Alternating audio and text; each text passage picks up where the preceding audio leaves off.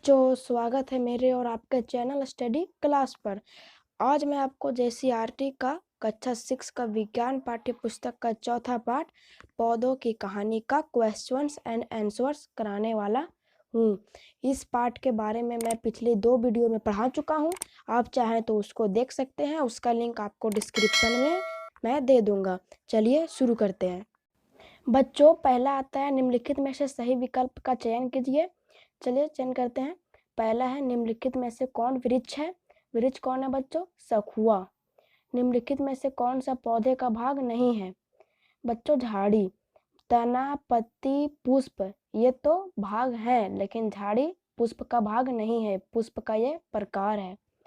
निम्नलिखित में से कौन तना का मुख्य कार्य नहीं है?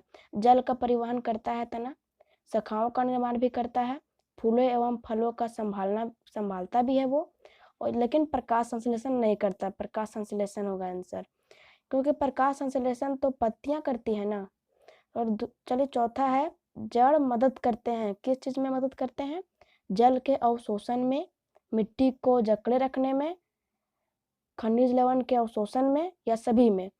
सभी में बच्चों, तीनों ये करता है जड़। चलिए बच्चों, अगला है पुष्प का मादा भाग है।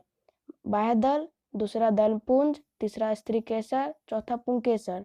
बच्चों, मैंने तो आप लोग को वीडियो में बता चुका हूँ कि स्त्री केसर पुष्प का मादा भाग है। चलिए दूसरा नंबर में आता है सही शब्द चुनकर रिक्त स्थान के भरिए।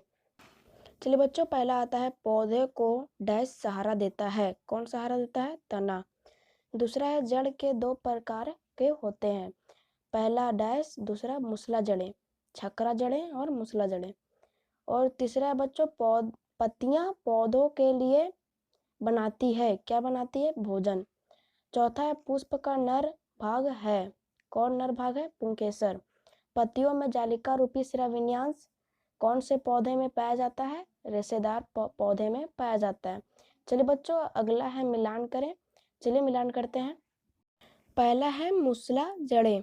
मूसला जड़ें में जालिका रूपी श्रविन्यांश पाया जाता है, उसमें मिलान कीजिए। दूसरा है फूल। फूल में जनन अंग होता है। तीसरा हरी पत्ती। हरी पत्ती प्रकाश संश्लेषण करता है। जड़ जड़ करता है जल का अवशोषण। पांचवा है वृक्ष। वृक्ष है बरगद।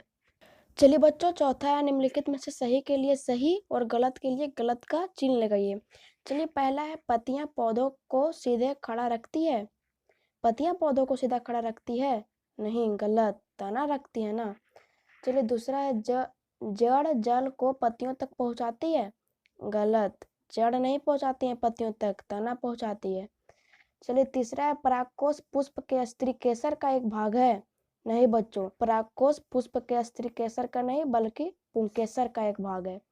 चौथा है पुष्प के मध्य भाग में अंडाशय होता है। हाँ बच्चों, मध्य भाग में अंडाशय होता है, उसी को कहते हैं स्त्री केसर।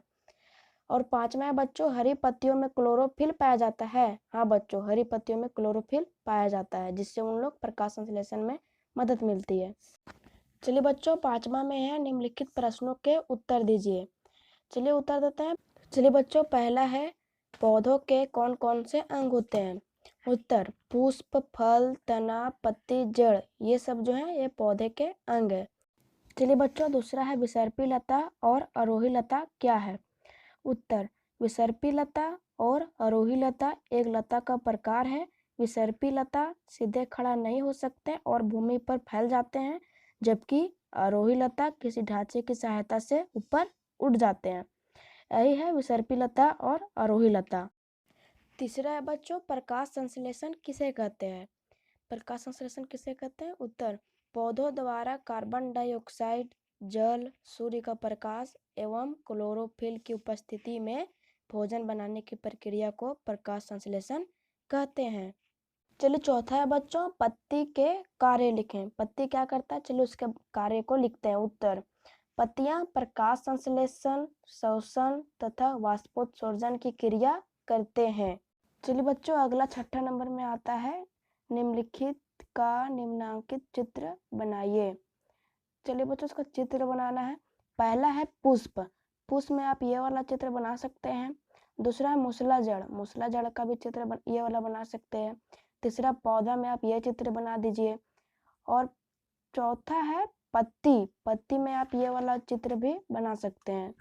चलिए बच्चों, आगे कुछ क्वेश्चंस दिए हुए हैं, चलिए इनको भी हम लोग सॉल्व कर लेते हैं। चलिए बच्चों, अगला 7वां में है, क्या आप अपने घर के आसपास ऐसे पौधों को जानते हैं जिसका तना लंबा हो लेकिन दुर्बल हो? इसका नाम लिखिए, आप इसे किस वर्ग में रखेंगे? हाँ बच्चों, हम लोग एक ऐसा पौधा का नाम जानते हैं जिसका तना लंबा है लेकिन वो दुर्बल है, वो है केला का पौधा, और इसे हम लोग पेड़ के कैटेगरी में रखेंगे। चलिए बच्चों, अगला 8वां में है, निम्नलिखित में से किन पत्तियों में जालिका रूपी शिराविन्यास पाया जाता है? गेहूं, तुलसी, मक्का, घास, धनिया, उड़हुल, ये सब में से किसमें जालिका रूपी शिराविन्यास पाया जाता है? चलिए उत्तर है तुलसी, धनिया और उड़हुल, ये 3 है जिसमें जालिका रूपी शिराविन्यास पाया जाता है। चलिए बच्चों, अगला 9वां में है, नीचे दिए गए पत्तियों के चित्र में शिराविन्यास को दर्शाते हुए उसके प्रकार के नाम लिखिए। बच्चों, इसका चित्र आप लोग बना लीजिएगा, मैं इसका सिर्फ कौन सा शिराविन्यास पाया जाता है इसको बता देता हूँ। पहला है घास, घास में समानांतर शिराविन्यास पाया जाता है। पीपल में जालिका रूपी शिराविन्यास पाया जाता है। और तीसरा है उड़हुल, उड़हुल में पाया जाता है जालिका रूपी शिराविन्यास। चलिए बच्चों, अगला 10 नंबर में है, पुष्प के किस भाग में अंडाशय मिलता है? तो बच्चों उत्तर है स्त्रीकेसर, पुष्प के स्त्रीकेसर भाग में हमें अंडाशय मिलता है। चलिए बच्चों, यहाँ पर हम लोगों का चैप्टर हो चुका है कंप्लीट। इसी तरह मैं आपको अगला चैप्टर भी पढ़ाऊंगा, और अगली वीडियो का आप लोग इंतजार करें। तब तक के लिए बाय बाय, थैंक यू।